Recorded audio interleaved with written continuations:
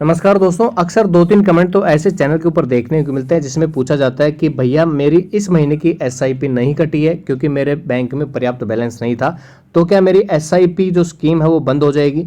अगर बंद हो जाएगी तो मैं इसको कैसे स्टार्ट कर सकता हूँ?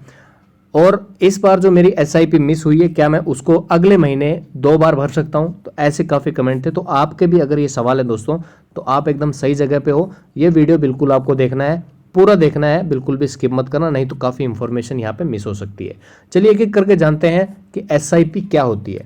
तो एसआईपी तो भाई आपने कर रखी है तो सबको पता ही होगा। एसआईपी होता है सिस्टमेटिक इन्वेस्टमेंट प्लान। तो एसआईपी में हर महीने पैसे लगाने होते हैं। एक फिक्स डेट पर आपके बैंक अकाउंट से पैसे कट जाते हैं, लेकिन कई बार बैलेंस पर्याप्त नहीं होने की वजह से आपकी जो इंस्टॉलमेंट है वो मिस हो जाती है। मिस होने की वजह से आपको टेंशन होनी स्टार्ट हो जाती है कि भाई मेरी इंस्टॉलमेंट मिस हो गई है तो क्या मेरी एसआईपी बंद हो जाएगी? तो चलिए एक एक करके जानते हैं पूरा प्रोसेस क्या है। तो सबसे पहले तो मैं आपको बता देता हूँ कि एसआईपी जो है एक रेगुलर सेविंग के लिए सिस्टमेटिक इन्वेस्टमेंट प्लान का सबसे बढ़िया ऑप्शन है। यानी कि इसमें रिटर्न की बात करें तो रिटर्न आपको अच्छा खासा यहाँ पे मिलता है। अगर 100 में से 100 नंबर मैं दूंगा तो सबसे पहले एसआईपी को देने कोशिश करूंगा, क्योंकि एसआईपी में रिटर्न आपका रहता है अगर आप लॉन्ग टर्म के लिए यहाँ पे इन्वेस्ट करते हो। चलिए, अगर आपकी इंस्टॉलमेंट किसी कारणवश मिस हो जाती है तो क्या होता है? तो क्या एसआईपी बंद हो जाती है? और एसआईपी बंद हो जाने पर आपको क्या करना होता है, ये हम इस वीडियो में जानने की कोशिश करेंगे। तो मैं आपको बता देता हूँ कि भाई एसआईपी का इंस्टॉलमेंट हर महीने आपके अकाउंट से ऑटो डेबिट होता है। ऑटो डेबिट का मतलब ये होता है कि आपके अकाउंट से अपने आप वो पैसे कट जाते हैं। ऑटो डेबिट हो गया। इसके लिए ज़रूरी ये है कि एसआईपी की डेट जब आपने कोई फिक्स की है उस समय आपके अकाउंट में कम से कम उतना पैसा होना जरूरी है जितने की आपने एसआईपी कर रखी है।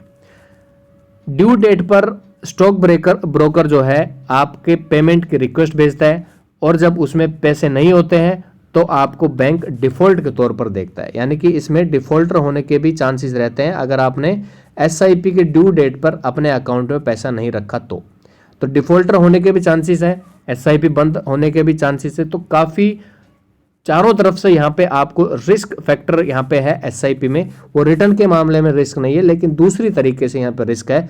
एक तो भाई डिफॉल्टर आप हो जाओगे, दूसरा एसआईपी भी बंद होने के चांसेस है। तो इसे बैंक डिफॉल्ट के तौर पर तो देखता ही है, क्योंकि आपने जो एक फिक्स तारीख तय की थी कि भाई मेरे फलानी तारीख को पैसे कटने चाहिए, आपने उस समय अपने अकाउंट में पैसे रखे नहीं, और आपने अप्रूवल भी दे रखा है कि भाई 10 तारीख को मेरे पैसे कटने चाहिए या फिर 1 तारीख को मेरे पैसे कटने चाहिए। आपने पैसे बैंक में रखे नहीं रखे तो वहाँ पे आप बैंक डिफॉल्ट हो सकते हो। चलो वो तो अलग बात हो गई, बैंक डिफॉल्ट होने के बाद उसमें आप पेनल्टी भी आपको देनी पड़ती है। लेकिन एसआईपी क्या बंद हो सकती है इससे? इसके बारे में थोड़ी सी यहाँ पे जानते हैं। चलिए, तो मैं आपको बता देता हूँ दोस्तों कि अगर आपने एसआईपी यहाँ पे कर रखी है दोस्तों, अगर आपकी बार बार यहाँ पे एसआईपी मिस होती है तो क्या होगा? अगर लगातार दोस्तों 4 महीने तक आपकी एसआईपी मिस हो गई तो आपकी एसआईपी जो वो बंद हो जाएगी। ये पहले 3 महीने के लिए था, लेकिन अब उसको बढ़ा के सेबी ने 4 साल के लिए कर दिया है। अगर आपकी 4 महीने के लिए एसआईपी लगातार मिस हो जाती है तो आपकी एसआईपी कैंसिल हो जाएगी। इसका मतलब ये है कि आप आगे उस एसआईपी में पैसे इन्वेस्ट नहीं कर सकते। वहीं जो अमाउंट आपने जमा किया है वो कब मिलेगा? वो मैच्योर होने के बाद ही आप उसको निकाल सकते हो सकता है कि शुरुआती प्लान की तुलना में आपको इसमें रिटर्न थोड़ा सा कम मिले, क्योंकि रहता है कि भाई इतने दिन आप इन्वेस्ट करोगे, लॉन्ग टर्म के लिए इन्वेस्ट करोगे तो आपको प्रॉफिट अच्छा मिलेगा। लेकिन आपने एसआईपी बंद कर दिया, उसके मैच्योरिटी पे आप उसके पैसे निकाल सकते हो, तो उसमें रिटर्न थोड़े से कम होने के चांसेस यहाँ पे आपको देखने को मिल सकते हैं। तो दोस्तों, एसआईपी मिस न हो उसके लिए आपको क्या करना है, ये चीज़ तो आप समझ गए। भाई एक एसआईपी आपकी अगर कैंसिल हुई है, यानी कि एक एसआईपी आपने मिस की है तो कोई दिक्कत वाली बात नहीं है। दूसरी भी मिस की है तो भी कोई दिक्कत वाली बात नहीं है। तीसरी भी मिस की है तो भी कोई दिक्कत नहीं है। लेकिन चौथी एसआईपी अगर आपने मिस कर दी है तो दोस्तों वहाँ पे आपको दिक्कत हो सकती है, और आपकी पूरी जो एसआईपी है वो पूरी कैंसिल हो जाएगी, और उसमें आप आगे कोई इन्वेस्टमेंट नहीं कर सकते हो। तो 3 तक कोई घबराने की जरूरत नहीं है दोस्तों। अब आपको करना क्या है, एसआईपी अगर आपकी मिस हो रही तो क्या करना है? तो उसके लिए कुछ जो आपके ब्रोकर हैं वो अच्छा खासा यहाँ पे आपको लीवे देते हैं। लीवे से मतलब ये दोस्तों कि आप उसको मॉडिफाई कर सकते हो। आपकी जो एसआईपी है उसको आप मॉडिफाई कर सकते हो। मान लीजिए आपके पास पैसे नहीं है, 1000 रुपये की आपने SIP कर रखी है, तो आप उसको मॉडिफाई कर सकते हो। मॉडिफाई कर सकते हो उसको 500 रुपये कर सकते हो, 100 रुपये कर सकते हो।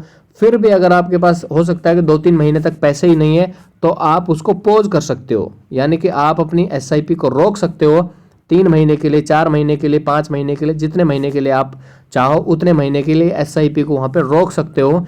उसके बाद जब आपके पास पैसे आ जाएं तो आप दोबारा से अपनी SIP स्टार्ट कर सकते हो। ये है दोस्तों मॉडिफाई करने का और पॉज करने का तरीका। अगर आपको नहीं पता तो मैं लाइव करके दिखा दूंगा। उसके लिए मुझे क्या चाहिए, कमेंट में आप करके बताना कि हाँ भाई हमें चाहिए मॉडिफाई और पॉज कैसे करते हैं। अगले वीडियो में मैं आपको बता दूंगा। हाल फिलहाल दोस्तों SIP अगर आपकी 1, 2, 3 तक यहाँ पे SIP किस्त मिस हुई है तो कोई घबराने की बात नहीं है, आपका जो अकाउंट है वो बंद नहीं होगा। लेकिन अगर दोस्तों आपने 4 से ज़्यादा यहाँ पे SIP की किस्त को मिस कर दिया है तो आपका अकाउंट यहाँ पे बंद हो जाएगा। हाल फिलहाल दोस्तों वीडियो में इतना ही है। जानकारी अच्छी लगी तो वीडियो को लाइक करना, क्योंकि आपका लाइक हमें हौसला देता है आप सभी के लिए ऐसी वीडियो लाने के लिए। और कमेंट में ज़रूर बताना अगर आपको मॉडिफाई और SIP को पॉज और रीस्टार्ट कैसे करते हैं, तो आप कमेंट करके बताइए। अगला वीडियो उसी के लिए आएगा। मिलते हैं नए वीडियो में दोस्तों। जय हिंद।